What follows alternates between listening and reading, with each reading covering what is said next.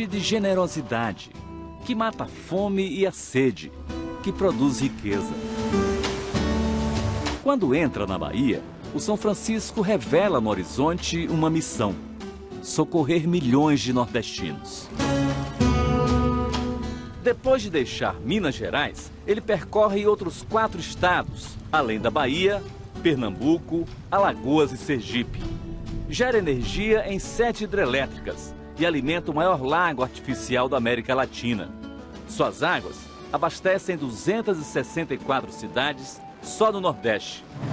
Cerca de 150 quilômetros rio abaixo, avistamos de longe um solitário morro de calcário.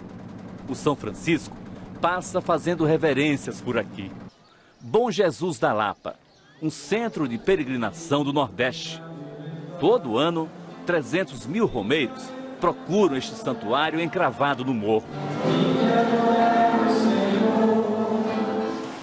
A fé se espalha pela gruta, um labirinto construído pela natureza. A relação dos ribeirinhos com o Velho Chico é de muita dependência. Os índios Quiriris, por exemplo, vivem numa aldeia em Muquém do São Francisco. Dependem do rio para tudo.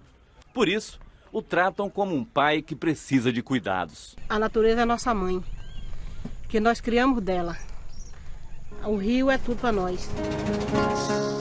Deixamos a tribo Quiriri e voltamos a navegar no Velho Chico.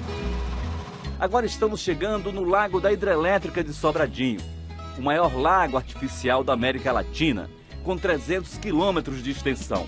O homem chega e já desfaz a natureza, tira a gente, põe represa, diz que tudo vai mudar. A chuvarada que vimos durante boa parte dessa viagem também aliviou, e muito, o drama da represa. Situação bem diferente de novembro do ano passado, quando o lago quase secou e o que parecia improvável aconteceu. As cidades que submergiram quando a barragem foi construída reapareceram 4 décadas depois.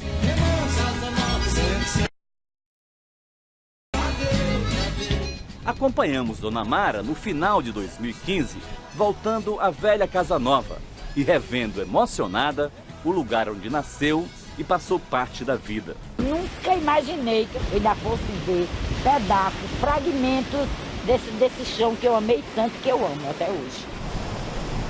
3 meses depois, voltamos com Dona Mara ao mesmo lugar. E a antiga cidade já tinha sumido de novo. Hoje eu me sinto, apesar de com saudade de minha terra, mas eu me sinto feliz de vê-la assim, coberta d'água. Com a volta da chuva, o nível da represa se recuperou rapidamente. E com mais água, mais trabalho. O Vale do São Francisco é um dos mais importantes celeiros da fruticultura brasileira.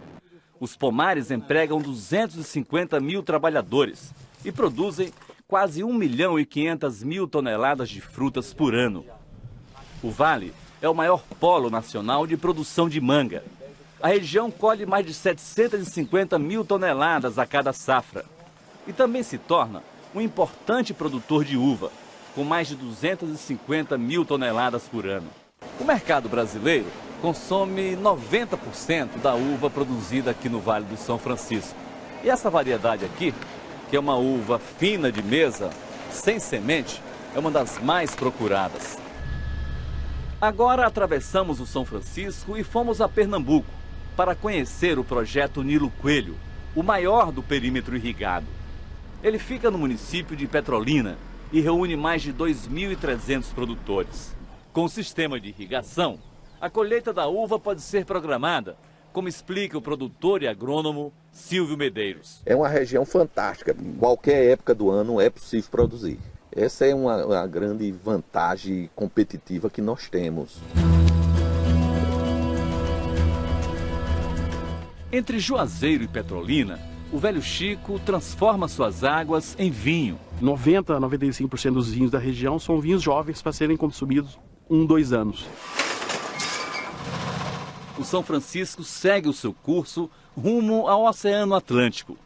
Daqui em diante, o repórter Alberto Gaspar ainda vai contar muitas histórias. O São Francisco que se vê logo abaixo da barragem de Sobradinho tem um caprichoso bordado, um emaranhado de ilhas. Aqui, religiosos foram linha de frente no início da colonização portuguesa. No município pernambucano de Orocó, tanto a capela que se vê ao longe, de São Miguel, como esta igreja que dá nome à ilha de São Félix, são velhas de muitos séculos. A igreja sofreu várias reformas, mas conserva parte da estrutura original, de pedras do rio. O santuário é protegido e cultuado pelos agricultores e pescadores que vivem ao redor. Depois dos primeiros exploradores, a ocupação da região se consolidou com a criação de gado. Houve um momento em que o São Francisco chegou a ser chamado de Rio dos Currais. Séculos atrás eram centenas e centenas ocupando as margens e que também penetraram pelos sertões. Ideia antiga é a transposição do São Francisco, que vai saindo do papel. Um megaprojeto ao custo de 8 bilhões de reais, com quase 500 quilômetros de canais cortando os sertões de 3 estados. A água captada em pontos como este, em Cabrobó, vai correr quase sempre por gravidade, mas também terá que subir, em etapas, até 300 metros, puxada por estações elétricas. Barragens e enormes estruturas de concreto fazem deste o mais controlado dos grandes rios brasileiros, domado para produzir energia elétrica. A cada usina, a água primeiro é acumulada, depois desaparece em tubulações, move turbinas e ressurge na quantidade que o homem determina. Repetidas vezes. Itaparica, Paulo Afonso, Xingó. Estamos no trecho do rio mais explorado pelo turismo. Destaque para os passeios no cânion de 65 quilômetros de extensão, talhado na pedra pela natureza ao longo de milhões de anos. Nesta parada onde os turistas se refrescam no próprio rio, entre um selfie e outro, confirmamos. Esta beleza toda atrai gente de toda parte. Brasília. Caraguatatuba, São Paulo. Maringá, Paraná? Exato. Tá longe, hein? Tá. Um lugar maravilhoso desse aqui vale a pena. Cruzamos o São Francisco entre as duas últimas cidades antes da Foz, Brejo Grande e Piaçabuçu, tradicional região produtora de arroz, com irrigação. Existem áreas com alta produtividade, como esta, que faz parte de um perímetro irrigado de 2.500 hectares de arroz. Mas, ao mesmo tempo, em outros pontos, até bem próximos daqui, a briga do São Francisco com o mar, com desvantagem para o rio em termos de força, já traz problemas. Aqui a terra chegou a ser preparada, mas seu Joaquim desistiu de plantar. Medo da água salinizada. Qual era o risco? De inviabilizar a atividade, matar a planta do arroz. E aí a gente ficou com medo e aí optou por aguardar pelo período de chuva. O Rio São Francisco vai bater no meio do mar.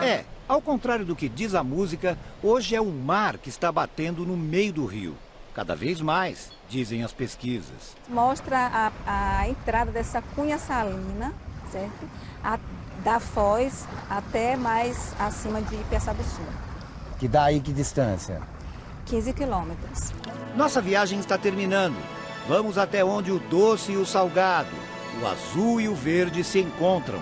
O nome do barco que nos conduz, Vespúcio, é homenagem a quem botou no mapa o rio que os índios chamavam de Opará, rio-mar na língua tupi, o navegador Américo Vespúcio.